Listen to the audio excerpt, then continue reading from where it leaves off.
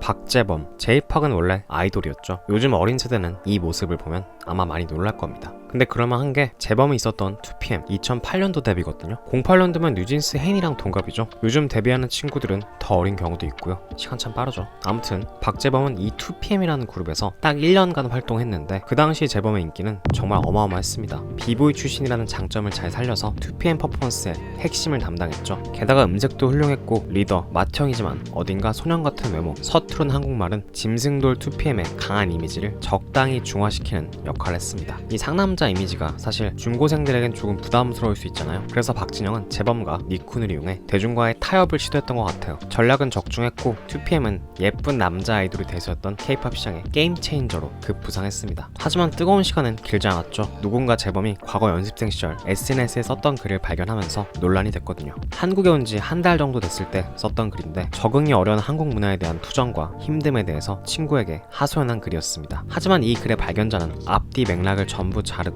가장 자극적인 부분만 골라서 유포했고 이 글은 순식간에 넷상에 퍼지면서 난리가 났습니다. 정상에 있었던 만큼 추락도 순식간이었죠. 어찌됐건 우리가 좋아했던 외국인이 알고 보니 한국을 비하했었다 라는 프레임은 벗어나기 힘들었습니다. 결국 재범은 사태가 터진 지 나흘 만에 2PM을 탈퇴했고 고향인 시애틀로 돌아갔습니다. 워낙 갑작스러웠기에 수많은 추측과 루머가 난무했고 박진영이 TV에 나와 신병을 밝혔으며 2PM 멤버들은 팬들과 간담회를 열어서 대화를 나누기도 했죠. 근데 이 간담회는 이상할 정도로 격앙된 분위기였고 멤버들조차 대놓고 박재범을 싫어하는 분위기라서 많은 사람들이 충격을 받았습니다. 모두한테도 정말 친한 친구는 있는 거잖아요. 하지만 15년이 지난 지금까지 재범의 심각한 사상의 문제가 무엇인지 밝혀진 건 아무것도 없습니다. 그리고 제일 이상한 점은 JYP는 재범이 먼저 탈퇴 의사를 밝혔다고 했는데 반대로 재범은 JYP에게 탈퇴를 통보받았다고 주장한 것이죠. 완벽히 반대되는 말인데 아직까지 미스터리로 남아있습니다. 그렇게 재범은 한국 연예계를 떠난 듯 했으나 약 반년 뒤 기습적으로 복귀라기보다는 유튜브에 커버곡을 올립니다. 당시 핫했던 B.O.B의 Nothing on You 커버였는데 원래 힙합퍼를 꿈꿨던 사람답게 훌륭한 영어 랩과 보컬을 보여줬고 몇 달 뒤 사이더스와 계약을 하면서 연예계 복귀를 알렸죠. 근데 이 사이더스가 G.O.D의 첫 소속사거든요. 근데 아시다시피 G.O.D의 첫 프로듀서는 박진영이었죠. 인연이라는 게 참 재밌죠. 그리고 현재는 박진영의 애제자 박준영, B는 박재범과 친하기도 하고요. 아무튼 요 커버를 계기로 성사된 B.O.B와의 콜라보 믿어줄래 반응이 괜찮았습니다. 노래도 좋았지만 아직 2PM 박재범의 팬들이 많았기에 차트에서도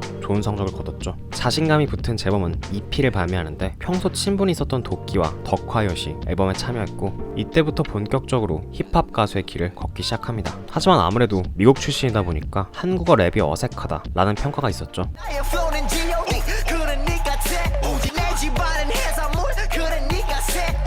먼저 영어로 생각하고 그걸 번역하는 식으로 가사를 쓰니까 의미는 이해가 되는데 교포 특유의 어색한 번역투 느낌이 났고 펀치라인조차 1차원적인 느낌을 지울 수가 없었습니다. 하지만 재범은 이런 비판들을 헛슬, 꾸준한 작업물로 극복했죠. 컨셉이 극한까지 가면 결국 진짜가 되듯 살짝 어눌한 발음과 직관적인 가사는 이제는 박재범의 개성, 캐릭터로 자리 잡았습니다. 그렇게 넓은 인맥을 이용한 피처링진과 본토 바이브를 무기로 계속 R&B, 힙합 앨범을 발매하던 박재범은 결국 국힙 역사에 남을 명반을 뽑아냅니다.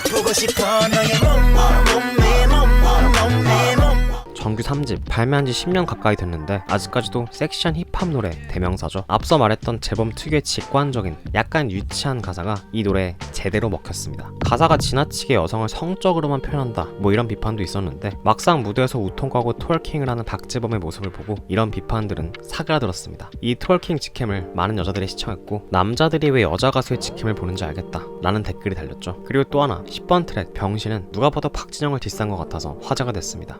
예전 쌤이 우리 쌤 될까봐 지금 쌤 내고 있던 땐 장사하는 방송인. 박진영이 내 활동을 방해한다 라는 의미로 읽히는데 문제는 박진영은 힙합퍼가 아니고 JYP도 힙합 레이블이 아니니까 맛 디스곡을 내기가 좀 애매하죠. 그렇다고 공식적으로 반박을 하자니 JYP 입장에선 굳이 싸워줄 이유가 없습니다. 아무튼 이 이후로 박재범 대 JYP 서로 간의 언급은 딱히 없었고 현재의 재범은 그때를 웃어 넘길 만큼 성공했고 시간도 많이 흘렀습니다. 빅타임에 오듯이 2PM 갑자기 오랜만에 듣는 그 말에 손이 마음 바르지고 그리고 정규 4집 All I Wanna도 박재범의 커리어에서 빼놓을 수 없죠. 특유의 미성을 강조한 노래 자체도 좋았는데 마케팅 방식이 되게 좋았어요. 비보이 출신이라는 장점을 살려 1밀리언 스튜디오와 콜라보한 비디오를 공개했는데 가수, 댄서로서의 재능을 잘 보여준 멋진 홍보였습니다. 이 앨범으로 재범은 한국 대중음악상 올해의 가수상, 최우수 R&B 앨범 음반상을 수상했습니다. 이제 2PM 출신 꼬리편은 완전히 사라졌고 힙합퍼 박재범만 남게 된 거죠. 지금은 회사를 나왔지만 재범이 설립한 AOMG는 국힙 전성기에 큰 축을 담당했죠. 쇼미더머니의 시대가 오면서 국힙은 크루보다는 레이블 형태의 팀이 대세가 됐는데 스윙스의 저스트뮤직, 도끼빈큐의 일리네어, 팔로알토의 하이라이트, 그리고 박재범의 AOMG는 래퍼 지망생들의 꿈이자 국힙의 트렌드를 주도했습니다. 그리고 특이하게도 박재범의 정규 앨범은 레이블들의 화합의 장이 됐는데 힙합씬은 디스전을 심심치 않게 하니까 사이가 안 좋은 레이블이나 래퍼들이 많잖아요. 근데 신기하게도 이들이 박재범 앨범에서 만나는 경우가 자주 있었습니다. 물론 피처링이니까 따로 녹음했겠지만 어찌됐건 박재범이 사람을 잘 챙기고 두루두루 좋은 관계를 유지하는 좋은 대표님이라고 유추해볼 수 있겠죠. 아무튼 이 AOMG 전성기 시절 멤버가 어마어마했는데 창립 멤버 그레이부터 로꼬, DJ 웨건, 쌈디, 우원재, 코쿤, 이하이, 제키와이, 미노이, 그리고 무려 JYP 출신인 유겸까지, 심지어 비음악인인 정찬성까지 영입했었죠. 그리고 또 다른 회사 하이어뮤직엔 PH1, 빅나티, 그루비룸, 릴보이, JYP 출신인 지소울까지 영업이익을 떠나서 국힙씬에서의 입지만 따지면 박진영 부럽지 않은 수준이었습니다. 이런 성과가 가능했던 이유는 박재범의 음악적 재능과 좋은 성격도 있었겠지만 저는 쇼미더머니 프로듀서 출연이 굉장히 컸다고 봐요. 매회 사비를 투자해서 멋진 무대를 꾸미고 피처링도 잘 소화했기 때문에 AOMG의 대외적인 인지도는 급격히 상승했습니다. 데이데이에선 감미로운 R&B 보컬로 순식간에 무대를 휘어잡았고 블루책에선 아이돌, 비보이 출신 래퍼만 할 수 있는 진짜 멋진 퍼포먼스를 보여줬죠. 확실히 아이돌 시절이 시간 낭비가 아니었다고 느껴지는 게 무대에서 끼부리는 법, 멋부리게 특화되어 있는 아이돌 출신들은 무대의 때깔이 완전히 다릅니다. 거기에 타고난 미모도 한몫하겠죠. 지난 10년간 박재범의 커리어를 쭉 보면 정말 소처럼 일했다 라는 말이 절로 나옵니다. 누구는 10년 동안 정규 한 장 없는데 박재범은 정규 5집까지 발매했고 각종 싱글에 EP까지 합치면 정말 어마어마합니다. 그 와중에 회사를 3번이나 차렸고 소주 사업, 각종 방송 출연, 몸 관리까지 잘 생각해보면 진짜 경이로울 정도죠. 농담처럼 대표곡 몸매 때문에 은퇴 전까지 복근을 유지해야 되는 저주에 걸렸다고 스스로 말하기도 합니다. 아마 국힙에서 가장 성실한 남자 같은데 많은 업적 중에서 저는 이 소주 사업, 원소주가 제일 재밌었어요. 사실 박재범은 담배도 펴본 적이 없고 술도 별로 즐기지 않는다고 했거든요. 그래도 굳이 소주 브랜드를 런칭한 이유는 외국 아티스트에 대한 부러움 때문이라고 합니다. 미국 래퍼들은 음악 말고도 다양한 사업을 하는 경우가 많은데 특히 자신만의 술 브랜드를 갖는 게 굉장한 스웩이라고 해요. 이게 부러웠던 재범은 한국적인 특색을 살려서 원소주를 런칭한 거죠. 한국에서는 전례가 없었던 일이기도 하고 한창 전성기를 달리는 아티스트의 술 브랜드 런칭 소식에 관심이 집중됐죠. 그리고 오픈하자마자 말 그대로 초대박이 났습니다. 디자인도 예쁘고 맛도 좋아서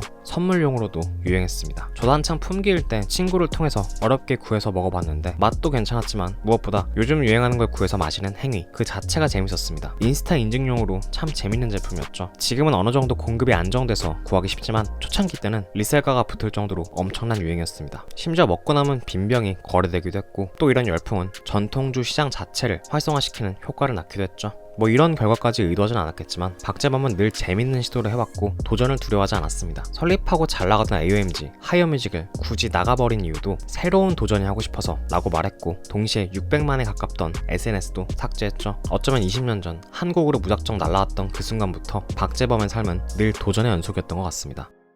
사실 이것 때문에 이 영상을 만든 것 같기도 해요. 박재범이 한국 활동 연예인 최초로 올리팬스를 개설했거든요. 올리팬스가 뭐냐면 본인 계정에 사진이나 동영상을 올리면 보고 싶은 사람이 유료로 구독하는 방식이에요. 근데 아시는 분들은 아시겠지만 지금은 사실상 유료 포르노 사이트가 됐죠. 이런 사이트에 박재범이 계정을 만들었다고 해서 굉장히 화제, 논란이 됐습니다. 물론 상식적으로 박재범이 본인의 누드 사진이나 포르노를 올릴 리는 없으니 화제성을 노린 마케팅 수단이라고 다들 예상했고 공개한 사진은 실제로 그런 수준이었습니다. 하지만 어찌됐건 이 홍보 전략은 요즘같이 취향이 다양하고 다양한 플랫폼의 스타가 존재하는 시대에 어떻게 해야 언론이 움직이고 사람들의 관심을 끌까 이걸 많이 고민한 게 느껴졌어요. 새로 설립한 모어비전 이걸 먹여 살리기 위해서 다시 스타트 프롬 더 바를에서 허슬하는 제이팍입니다. 근데 이렇게 열심히 사는 재범을 계속 보다 보면 떠오르는 사람이 있어요. 박진영이요. 인간적인 호불호를 떠나서 성실한 자기 관리, 제작을 포함한 수많은 작업물, 회사의 대표이자 끝없이 후배들과 경쟁하면서 어떻게든 폼을 유지하려는 모습이 두 사람은 아무리 봐도 참 닮았습니다. 물론 얼굴은 굉장히 다르죠.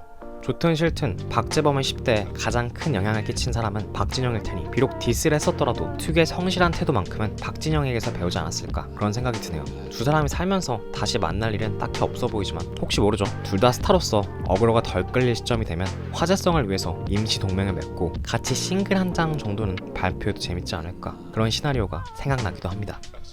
힙합이라는 장르 워낙 유행이 빠르고 변화가 심해서 요즘 래퍼들은 오래 버티기 힘들죠. 조금만 방심해도 퇴물이라는 말이 순식간에 따라붙습니다. 게다가 쇼폼의 등장 이후로 MZ세대에게는 힙합은 더 이상 대세가 아니라서 랩, 힙합 자체가 전 세계적으로 하락세입니다. 때문에 대다수의 요즘 래퍼들은 전통적인 랩보다는 사실상 팝 음악에 가까운 작업물을 내고 있죠. 힙합 랩이 자연스럽게 다른 장르에 흡수되는 중입니다. 이런 흐름 속에서 재범이 버틸 수 있는 이유는 기본적으로 훌륭한 R&B 싱어이기 때문입니다.